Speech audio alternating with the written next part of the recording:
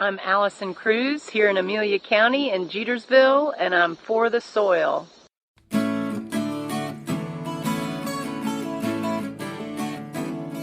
Hey everybody, I'm Jeff Ishee, and this is For the Soil, a Conversation. We have a very intriguing guest for you today. He knows a lot about soil health, and he'll be sharing a lot of that information. We'll get to that special guest in just a few moments, but before we do that, I would like to remind everyone there's a wealth of information at our website, forthesoil.org. That is the digit 4, thesoil.org. You'll find our blog. You'll find the 4 core principles of soil health. You'll also find a place to take a pledge to improve your own soil health. Just a lot of information at forthesoil.org. Well, let's now go to this episode with Eric Bendfeldt with Virginia Cooperative Extension, myself, and our special guest.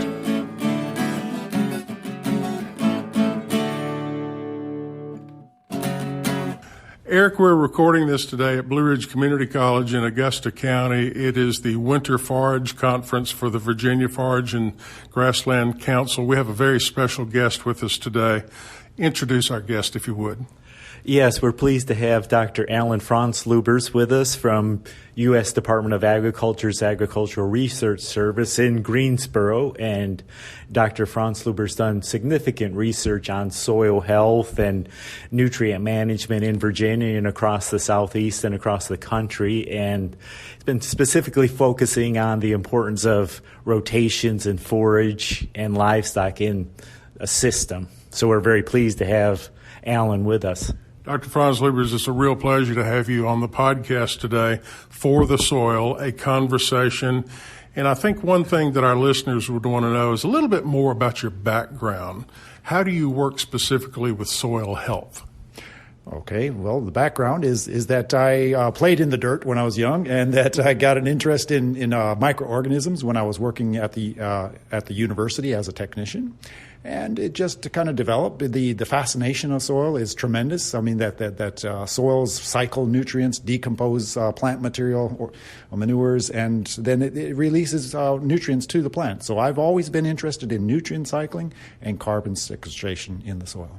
You had a very interesting presentation today during the Winter Forage Conference, and there were a couple of things that really got my attention. I think they got the attention of the farmers and the graziers in the room. One thing you talked about was the microorganisms in the soil. And you says farmers can't see them. They see the results of them. Mm-hmm. Yeah, that's right. I mean, you don't really see microorganisms because they're so small that you can't see them with the naked eye. You need a microscope to see the individual cells. Sometimes we can see the bodies of them in that they produce multiple cells of a mushroom. You see the fungi through a mushroom that then emerges from the ground. You can also see fungi through the mat that might form under a canopy of forage, and that forms on the wet soil surface. And so sometimes we can see them, but that's the community of organisms that we don't see the individual cells. What about those organisms that farmers can see? And I know farmers a generation ago, they would go out and do earthworm counts, digging a cubic foot of soil and measuring the number of earthworms. How important are earthworms? Well, they don't have to be in the soil, but when they are in the soil, they create large channels for water to penetrate and infiltrate into the soil. So earthworms, the fact that they are there means that there are resources there for them to live. When there are no resources for them to live, such as in a tilled field with very little crop residue on the surface, they won't be there. And of course, that physical action also means that they won't be there because they're being disturbed. When there are resources available, when organic matter is at the surface, where there's surface litter, that's when they will be there. Eric Bendfeldt with Virginia Cooperative Extension. What was your takeaway message from Dr. Franzluebbers? Well, during the presentation, just seeing the importance of diversity and not depending just simply on one crop. And I know here in Virginia that thinking about soil health principles, we talk about energizing with diversity. And I know Dr. Franzluebbers talked about that. If he could just speak a little bit more about how important that is to the system. Yeah, the diversity can be really important. You can have diversity of plants. In a pasture system, we often think about the diversity in the pasture itself. So whether there are forbs, ironweed, or grasses that are there, or trees that are in there, those provide different rooting structures so that water can penetrate, that beetles can be moving around, that other insects are around. So all that diversity helps in the structure of the soil over time. The diversity can also be, in agriculture, historically, diversity was that one might have a corn crop that one wants to plant, and then you follow that with a small grain crop. And then you might plant in some red clover with that or establish some alfalfa. And that it would be then there for a number of years. And those crops, over time, create that diversity, which then foster insect populations that can help prevent pathogens from spreading, and then that microorganisms develop, that the soil organic matter develops appropriately in the soil, so that there's an increase of that organic matter. You also talked about carbon in the soil and how important it is that we increase the carbon in the soil. Let's take, for instance, a specific example. On the south side of Virginia, maybe a cotton grower.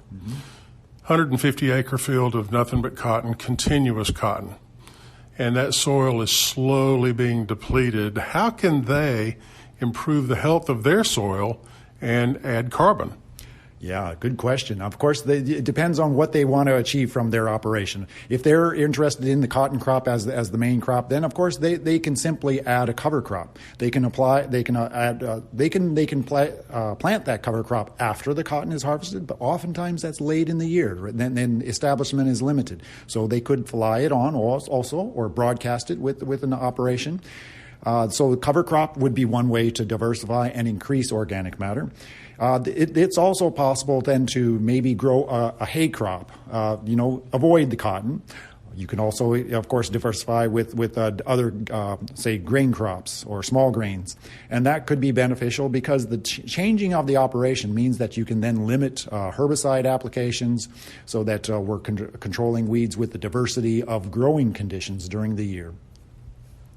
And one of your slides also is you've had both cattle, pasture raised, poultry, but then also there was a slide that you shared about agroforestry and silvopasture systems. I know that's becoming more of an interest in the southeast of the U.S. as well as across the world.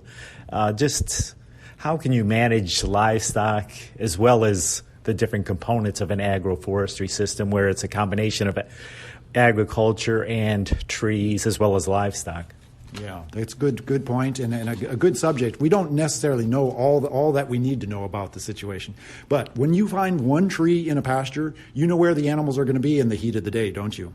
And the fact is that when you have those cattle have access to that pasture year round, they will denude that area under the tree. And then you might say, well, having that tree maybe isn't necessarily good for the landscape. But if you had multiple trees in the pasture, then you could start rotating them around or fencing them off. Temporary fencing is one strategy, one tool to use so that you can better manage that pasture. And so you do need to implement a few more tools when you have a silvopasture situation.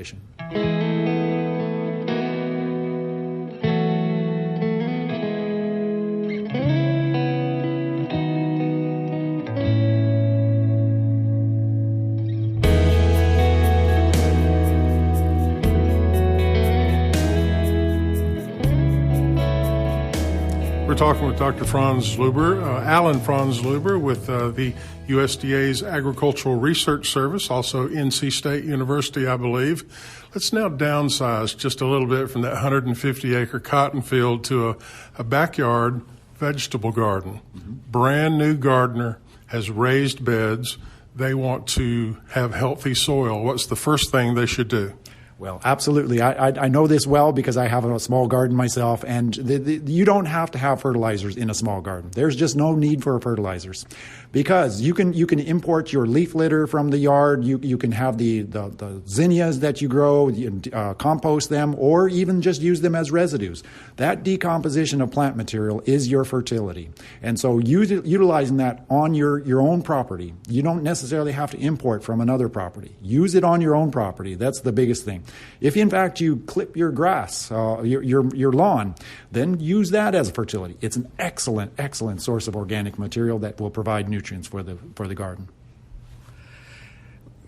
Also, on your journey with talking about and educating people about soil health, who inspired you in the process? And then also, I'm sure our listeners would be interested if you'd have a resource that you would share with them on the topic of caring for the soil. Great question. I suppose I should have thought about this a little bit before, but there is one scientist that inspired me the most, and his name is John Duran. He was also a USDA scientist. He was in Lincoln, Nebraska. I grew up in Nebraska, so I got to know him because I went to school there. He inspired me a lot because he had this whole system view of agriculture, and he inspired me. But I would say that I also want to say that my ancestors inspired me because, of course, it was a different time. My grandfather in specific, using long rotations, caring for the soil, making sure that erosion didn't occur. One final question, Dr. Franzluebbers, and that's about the future of agriculture. We see a lot of research and we see a lot of interest in urban agriculture and in hydroponics or soilless food production. Where do you foresee this going, and can we live as a society without soil?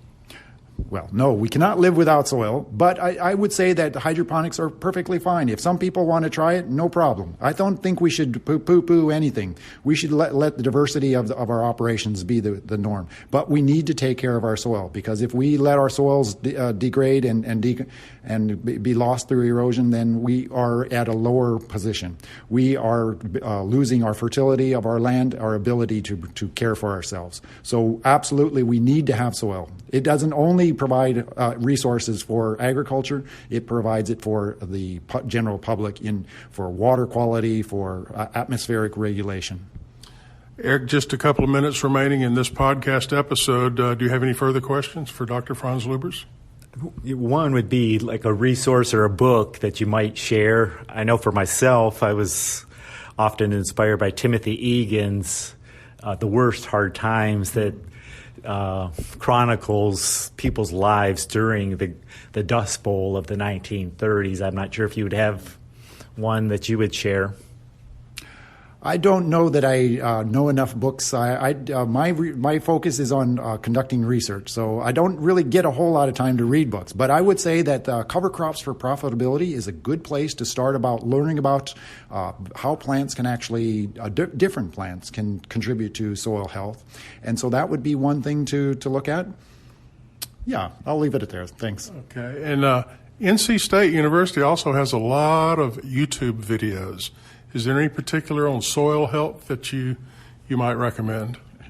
To tell you the truth, I don't know that library so well, so I'll have to get informed myself. Thank you so much. Thank you so much for being with us today. Thank you. Thanks. Appreciate it. Yes, thank you, Dr. Luber. And once again, we would like to thank Dr. Franzluebbers for joining us on this episode of For the Soil, a Conversation. Now, as we mentioned, not only does North Carolina State have a great library of YouTube videos concerning soil health, but so does Virginia Cooperative Extension. Matter of fact, if you go to YouTube and do a search for Virginia Extension, you'll find dozens of videos concerning soil health and agricultural production. I'll just list just a few that have been published within the past couple of months. A soybean pest update, small grain pre-plant considerations, tips for starting a vegetable garden, high fertilizer prices. Why? That's a very interesting video. Also, homegrown pumpkins, Brussels sprouts. There's just a lot of information there at the YouTube page for Virginia Cooperative Extension. You might want to check that out. Well, in each episode, we do like to stress the 4 core principles of soil health, and here's Dr. Rory McGuire with Virginia Tech. Keeping the soil covered is very important in terms of preventing soil erosion. Soil erosion is one of the biggest ways to decrease soil quality. If you lose the soil, you're losing what the valuable part of your land. So keeping the soil covered prevents soil erosion. And when raindrops directly impact the soil, they can form a crust on the soil surface. They actually break the soil structure right at the soil surface. And once the soil structure is broken at the surface, you don't get any infiltration of water anymore. And of course, if water doesn't infiltrate, it runs off. And when it runs off, it takes the soil with it. So keeping the soil covered is extremely important in terms of preventing surface crust formation and soil erosion. Dr. Rory McGuire with Virginia Tech. For the Soil, a conversation is made possible with funding support from the National Fish and Wildlife Foundation and the Agua Fund. Other partners include the U.S. Department of Agriculture's Natural Resources Conservation Service, Virginia Cooperative Extension, Virginia State University, Virginia Department of Conservation and Recreation, and partners of the Virginia Soil Health Coalition. Views expressed on this podcast are those of each individual guest. To download a copy of this or any other episode, just visit the website forthesoil.org. And if you should have a specific question about soil health, contact your local extension office, your local USDA service center, or a Soil and Water Conservation District office. Music used during today's program was provided courtesy of The Flip Charts and Mr. Ruiz. All rights reserved. For the Soil, a conversation is produced by On the Farm Radio in collaboration with Virginia Tech. I'm your host, Jeff Ishee.